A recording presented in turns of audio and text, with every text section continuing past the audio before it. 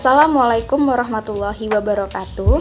Perkenalkan, kami dari kelompok 2 Biologi Sel yang terdiri dari saya Levita Tiara Kustiani, kemudian Kurnia Widiani, Anggun Nursih, dan Ika Ayu Setiawati. Di sini kami akan menjelaskan hasil analisis kami mengenai jurnal yang kami angkat dari Tufts University yang berjudul Pipa Scalable untuk merancang organisme yang dikonfigurasi ulang. Di sini kami mengangkat judul yaitu robot dari sel kata atau disebut dengan Xenobot. Xenobot merupakan robot dari sel telur kata di mana kata yang digunakan yaitu kata cakar yang bernama Latin Xenopus levis yang berasal dari Afrika. Di sini tujuan dari pembuatan Xenobot ini yaitu yang pertama yaitu untuk membuat suatu robot yang terbuat dari makhluk hidup dan bermanfaat bagi kehidupan manusia, terutama di dalam bidang kesehatan. Kemudian untuk membuat suatu alat yang dapat memperbaharui dirinya sendiri. Kemudian untuk merancang berbagai mesin atau alat yang hidup untuk memberikan obat-obatan di dalam tubuh manusia dan aman bagi manusia itu sendiri. Kemudian membantu perbaikan lingkungan. Menurut Claude Michel Levin, yaitu Ketua Pusat Biologi Regenerasi dan Pengembangan Tufts University, bahwa manfaat dari Xenobot ini yaitu menjanjikan kehidupan terkait pembersihan limbah beracun di dalam tubuh manusia yang menderita suatu penyakit mematikan. Kemudian mencari senyawa jahat atau kontaminasi radioaktif di dalam tubuh manusia dan mengumpulkan mikroplastik di lautan, serta menelusuri arteri untuk mengikis plak di dalam tubuh manusia. Untuk penjelasan selanjutnya akan dijelaskan oleh Saudari Kurnia.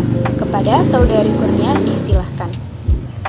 Terima kasih kepada moderator. Baiklah, di sini saya akan menjelaskan bagaimana cara pembuatan dari Xenobot itu sendiri.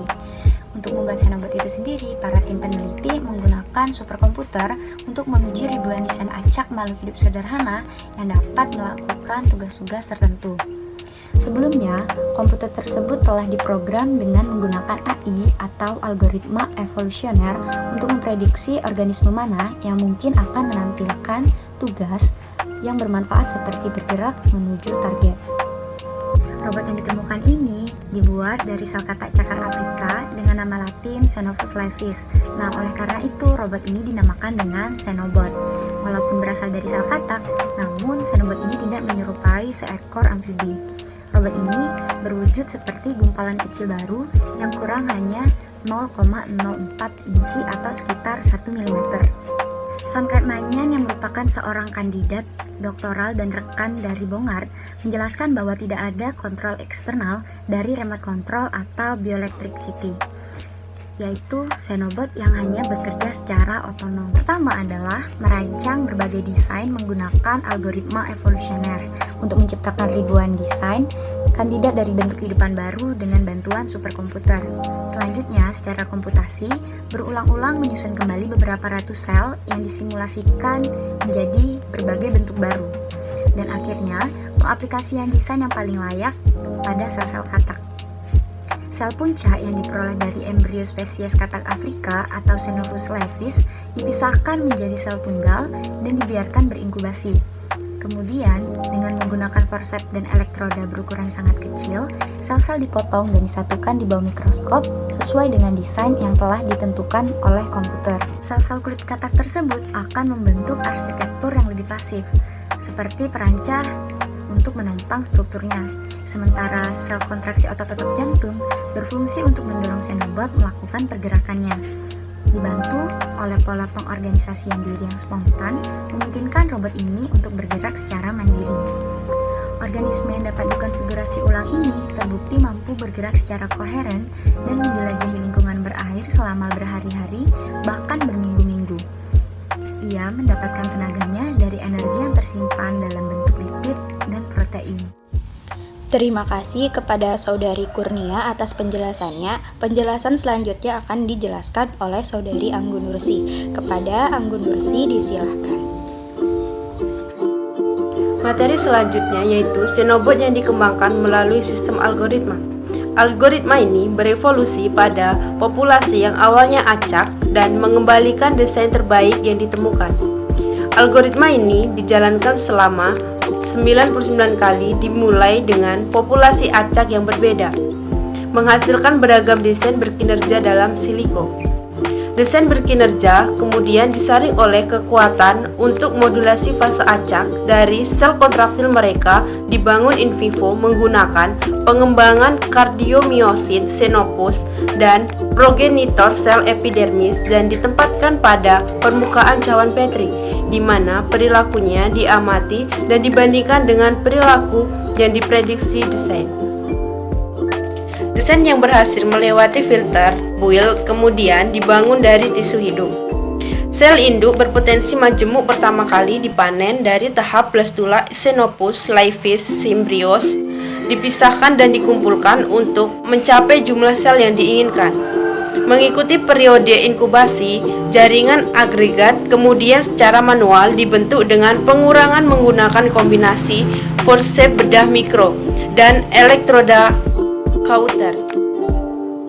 Jaringan kontraktil dapat dimasukkan ke dalam organisme melalui pengambilan dan pemotongan sel-sel progenitor jantung xenopus, suatu jenis sel yang diturunkan secara embrionik yang secara alami berkembang menjadi kardiomyosit atau otot hecar dan menghasilkan gelombang kontraktil pada lokasi-lokasi tertentu dalam bentuk yang bentuk akhir dari prosedur ini adalah perkiraan 3D yang hidup dari desain yang berkembang, yang memiliki kemampuan untuk melakukan self-promote dan explore lingkungan aqueous untuk jangka waktu berhari-hari atau watch tambahan. Organisme ini kemudian dimasukkan ke dalam lingkungan fisik mereka dan rasa resultan jika ada.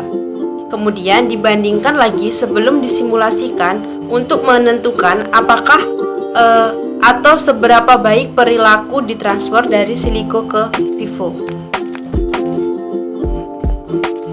Setelah beberapa organisme dikerahkan dan dimusnahkan, mungkin mereka menunjukkan jumlah yang berbeda dari keinginan yang diinginkan.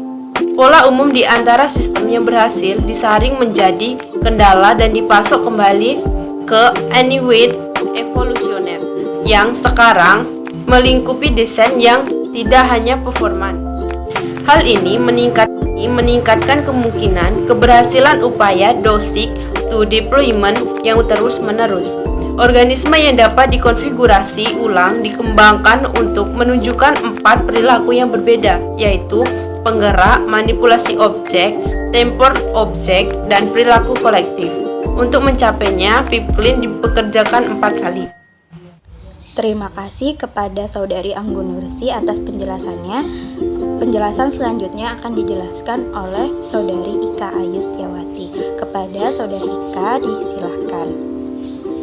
Baiklah, di sini saya akan menjelaskan tentang proses memproduksi atau pembuatan organ yang dapat dikonfigurasi ulang, yang dijelaskan pada beberapa gambar. Nah, pada gambar A itu terjadi agresi sel blastula pluriporen yang dipanen dari embrio katak. Dan pada gambar B terjadi proses membentuk hasil dalam representasi 3 dimensi dari evolusi desain siliko. Dan pada gambar C, pelapisan sel-sel progenitor jantung menghasilkan jaringan kardiomyosit kontraktil di lokasi tertentu, diperlihatkan oleh puncak garis keturunan floren merah. Dan pada gambar D, pencitraan waktu gerak diri penggerak dalam lingkungan berair. Selanjutnya pada gambar E terjadi perilaku yang muncul dari agresi puing oleh individu dalam lingkungan, dan pada gambar F oleh kelompok organisme yang dapat dikonfigurasi ulang selama 24 jam.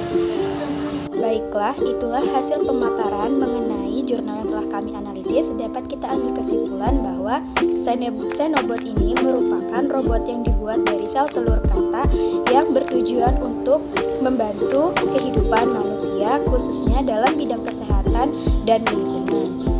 Sekian dari kami, saya akhiri. Wabillahi taufiq wal hidayah. Wassalamualaikum warahmatullahi wabarakatuh.